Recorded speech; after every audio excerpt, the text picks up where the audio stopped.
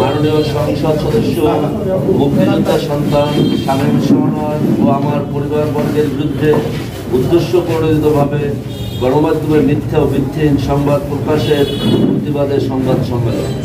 প্রিয় সাংবাদিক বৃন্দ, আসসালামু আলাইকুম।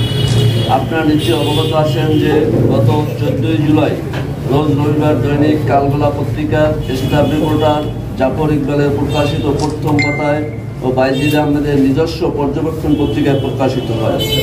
উক্ত প্রতিবেদনে 129 পিরোজপুর 3-এর মাননীয় সংসদ সদস্য শামীম শাহনওয়াজ এবং আমাদের পরিবারের 3 ভাইয়ের বিরুদ্ধে বিগত 9 জুন বিতর্কিত নির্বাচনে ঘোষিত উপজেলা পরিষদ চেয়ারম্যান মোহাম্মদ বাইজিদ আহমেদকে হত্যার পরিকল্পনা শীর্ষক মিথ্যা বানোয়াট উদ্দেশ্য প্রণীত রুচিহীন সংবাদ পরিবেশন করা হয়, যাহা সম্পূর্ণ ভিত্তিহীন এবং মিথ্যা। আমি এই মিথ্যা অভিযোগ এবং সেই মিথ্যা অভিযোগের ভিত্তিতে কোনো তথ্য প্রমাণ ছাড়া সংবাদ পরিবেশনের তীব্র নিন্দা ও প্রতিবাদ জানাই। পাশাপাশি উক্ত সংবাদ প্রত্যাহার করে ক্ষমা প্রার্থনা করার অনুরোধ জানাই, অন্যথায় আমরা আইনি ব্যবস্থা নিতে বাধ্য হব। প্রিয় সাংবাদিক বন্ধুগণ, মঠবাড়িয়াবাসী অবাক বিস্ময়ে লক্ষ্য করেছে গত উপজেলা পরিষদ নির্বাচনে অবৈধ কালো টাকার মাধ্যমে দুর্নীতিবাজ পুলিশ অফিসারের সহযোগিতায় গোটা মঠবাড়িয়াকে কারাগারে রূপান্তরিত করে জনগণের ম্যান্ডেটকে ছিনিয়ে নেওয়া হয়েছে। মঠবাড়িয়া জনগণ ঘৃণা ভরে তথাকথিত উপজেলা চেয়ারম্যানকে প্রত্যাখ্যান করায় রাজনৈতিক নাম ফুটানোর লক্ষ্যে এই মন গড়া কাল্পনিক অভিযোগ প্রাক্তন মাদ্রাসার ছাত্র বাইজিদের। প্রিয় সাংবাদিক ভাই বোনেরা, মানুষের ভালোবাসা ও সমর্থনই মঠবাড়িয়া আমাদের রাজনৈতিক পুঁজি। মঠবাড়িয়াবাসী বারবার আমাদের প্রতি সমর্থন ব্যক্ত করেছেন। তাদের সকল অপচেষ্টাকে বৃদ্ধাঙ্গুলি দেখিয়ে মঠবাড়িয়াবাসী যখন আমাদের পাশে দাঁড়ায়, তখন ওই দুর্নীতিবাদ চক্র অপশক্তির ষড়যন্ত্রের পথে হাঁটছে। সেই ষড়যন্ত্রের অংশ বিশেষই এই অভিযোগ আনায়ন।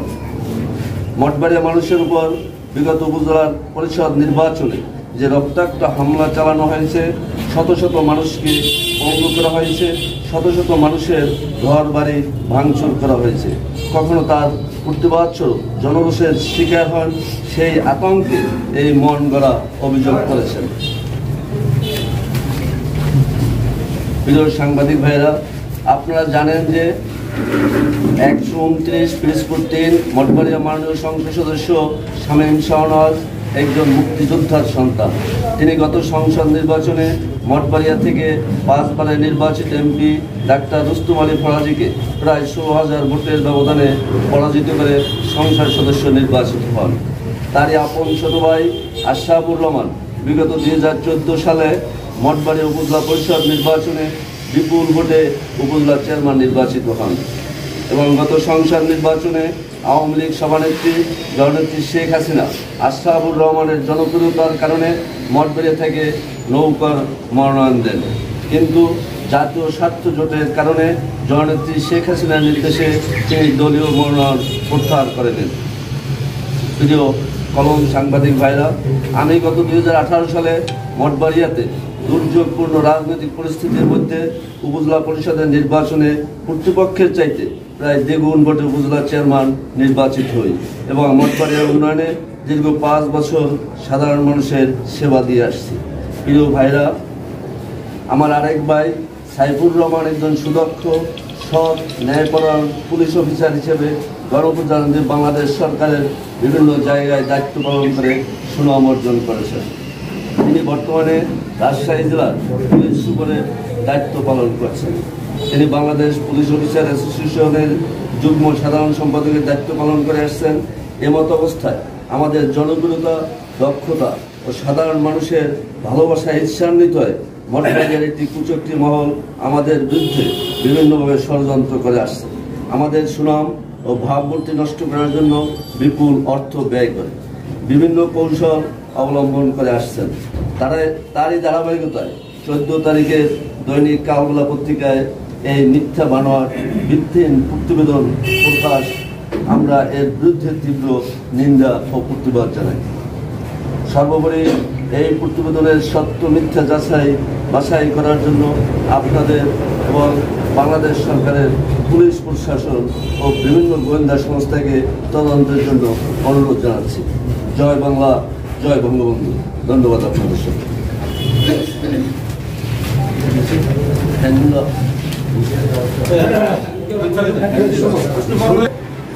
7/9/2021 সালে বাইজিদ আহমেদ খান তৎকালীন সাধারণ সম্পাদক আজিজুল হক সেলিম মাতুব্বরকে শারীরিকভাবে লাঞ্ছিত করার কারণে তখন উপজেলা আওয়ামী লীগের সভাপতি রফিউদ্দিন আহমেদ ফেরদৌস এবং তৎকালীন সাধারণ সম্পাদক আজিজুল হক সেলিম মাতুব্বর তাকে বহিষ্কার করেছেন এবং মাননীয় আমাদের কেন্দ্রীয় সাধারণ সম্পাদক জনাব ওবায়দুল কাদের বরাবর একটি প্রতিবেদন দিয়েছেন।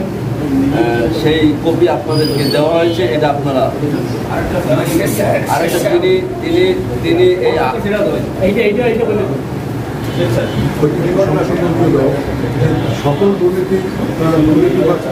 আচ্ছা, আর আমাদের কিছু মানানগুলো আছে আপনার সদস্যপদ থেকে পদত্যাগ করেছেন, সেটার একটা কপি আপনাদেরকে দেওয়া হয়েছে।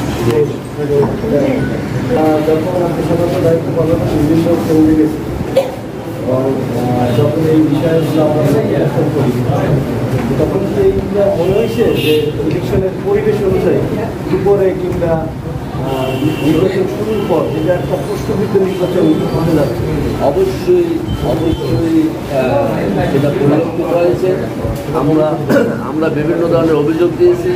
আমি যখন কেন্দ্রে গিয়েছি, আমি সকালবেলা যখন কেন্দ্রে গিয়েছি, একটি কেন্দ্রে গিয়েছি, সেখানে আমি কি এজেন্ট পাই না।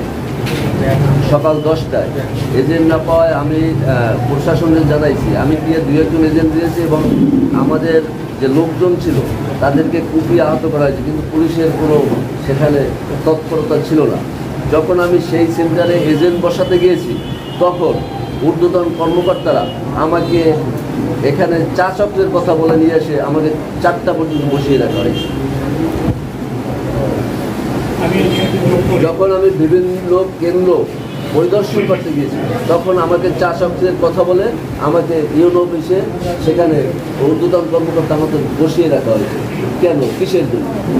আমাকে কোনো সেন্টার কেন্দ্রে দিতে দেওয়া হয়নি। ওই সময় তো আসলে নির্বাচন বর্জন করার মতো অবস্থা ছিল না। সেই ধরনের আপনাদেরকে ডেকে যে বলবো সে অবস্থা ছিল না। আমি তো তারা আমাদেরকে বসিয়ে রাখা হয়েছে, উপজেলা নির্বাহী কর্মকর্তা, ডিসি, এসপি সহ, ডিআইজি সহ। তা আমি কীভাবে তখন বর্জন করব? তারা ছিল কিনা তারা তো পুলিশের সহযোগিতায় তারা মাঠে কাজ করছে। যেখানে আনারসের কর্মী পাওয়া হয়েছে, দেখা হয়েছে, সেখানেই মুরব্বী নাই, ছোট নাই, সবাইকে মানে গণহারে তাদেরকে পিটানো হয়েছে। এমনকি শাপলাজা মিরাজ চেয়ারম্যানের মাকেও তাকেও ভোট দিতে দেওয়া হয় না, সে যেতে পারে না। পুলিশের একমাত্র পুলিশই নির্যাতন।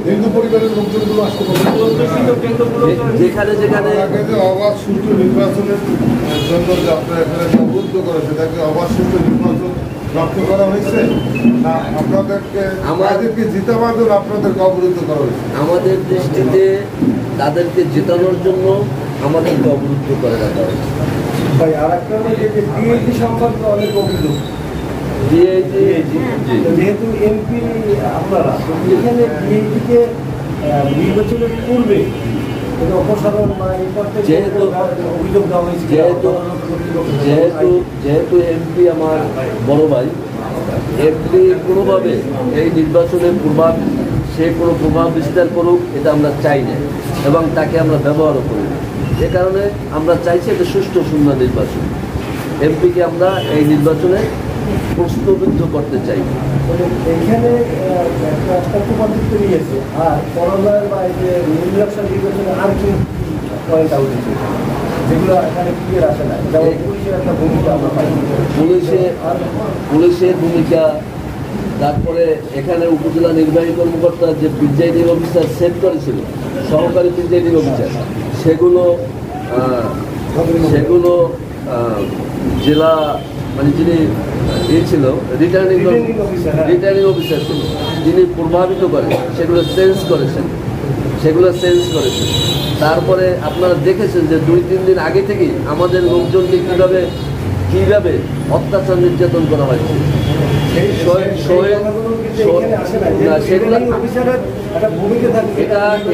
আসলে এটা আমরা নির্বাচন নিয়ে করি নাই, এটা আমাদের পরিবারের বিরুদ্ধে যে করা হয়েছে সেইটা করছে, আমরা এটা নির্বাচনকে কেন্দ্র করে করি। এটা হলো আমাদের বিরুদ্ধে যে ষড়যন্ত্র চলছে, বিভিন্ন ধরনের পত্রিকা আসছে, তার সেটাই। নির্বাচনের ফলাফলের মামলা হয়েছে? হ্যাঁ, মামলার কপি আমার কাছে নাই, উকিলের কাছে আছে।